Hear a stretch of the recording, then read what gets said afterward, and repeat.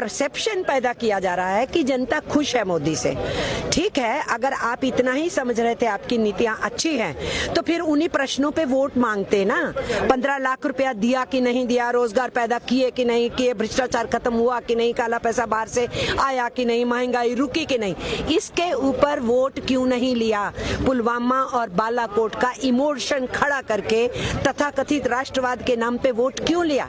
अगर मोदी जी समझते हैं कि आर्थिक नीतियां इतनी मजबूती, सीधे कहते ना कि बोलिए इतने लोगों के घरों में 15 लाख चला गया था, देखो इतने रोजगार पैदा किए। जिस नोटबंदी को उन्होंने कहा कि बहुत ही शानदार कदम था, उस नोटबंदी का एक शब्द भी नहीं इस्तेमाल किया चुनावों में, क्यों नहीं किया ना? फिर बोलिए ना। लेकिन मैम विपक्ष ने तो इन सब मुद्दों को उठाया, लेकिन फिर भी धराशायी हो गए चुनाव में। मैं तो बोल ही रही हूँ कि इन मुद्दों को बहस में तो बनने नहीं दिया ना। आप हमारी बात सुन रहे हो, हमें बुला रहे हो, लेकिन 95% 95% मीडिया तो वही बोलता रहा जो मोदी कहते रहे। जनता के मुद्दे चुनाव में आने नहीं दिए गए, इसलिए कैमोफ्लेज किया गया जनता के इशू से डाइवर्ट करने के लिए।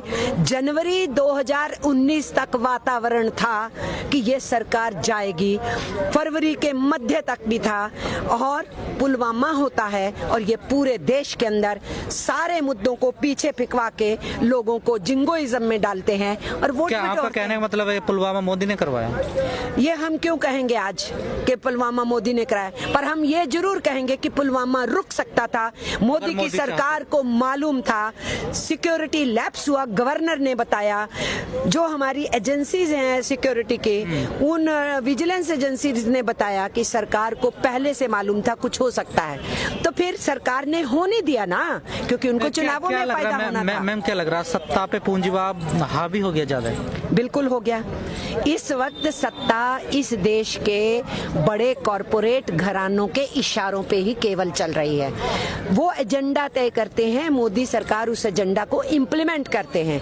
दूसरा है विदेशी पूंजी के आगे नाच रही है मोदी की सरकार, और वहां जाकर के इतनी बेशर्मी से हिंदुस्तान की बेइज्जती करते हैं और ट्रंप के लिए दूसरी टर्म में वो जीत जाए उसका प्रचार करते हैं। ये कहां हमारे देश को पहुंचा दिया? प्रधानमंत्री पद की गरिमा तक नहीं रख रहे हैं हमारे देश के प्रधानमंत्री, और सैकड़ों वर्षों की हमारी खूबसूरत सभ्यता के अंदर सेंध लग रही है, भाईचारा खराब हो रहा है, मॉब लिंचिंग हो रही है। सरकार इन सब चीजों के ऊपर कोई जवाबदेही नहीं देना चाहती, क्योंकि वो चाहते हैं मजदूर, किसान, आम जनता बटे, नफरत में बटे, हेट्रेड करे, धर्म और जात में फंसे, और वो अपनी देश को बेचने की नीतियों को आगे बढ़ाते हैं। मोदी जी का तो स्लोगन है सबका साथ सबका विकास, तो आप कैसे कह रहे हैं? वो सबका साथ सबका विकास नहीं। अगर उनका सबका साथ में केवल पूंजीपति हैं तो बिल्कुल ठीक है, वो उन्हीं का साथ ले रहे हैं, उन्हीं का विकास कर रहे हैं। आम जनमानस का तो साथ है नहीं। देखो क्वेश्चन नारे का नहीं। लोग यही कहते हैं ना, जब तो पूंजीवाद आगे बढ़ावा नहीं देंगे, रोजगार नहीं मिलेगा, बड़ी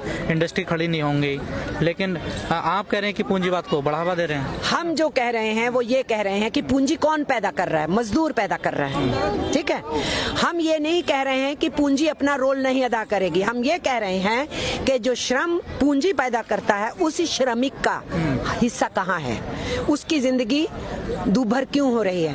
विकास कौन करता है? जो मजदूर पिसता है, जो खदानों में घुसता है, जो कंस्ट्रक्शन करता है, जो फैक्ट्री में माल बनाता है। कौन बना रहा है देश को? मजदूर बना रहा है। तो जब मजदूर बना रहा है, मजदूर विकास कर रहा है, उसी को नौकरी से बेदखल क्यों किया जा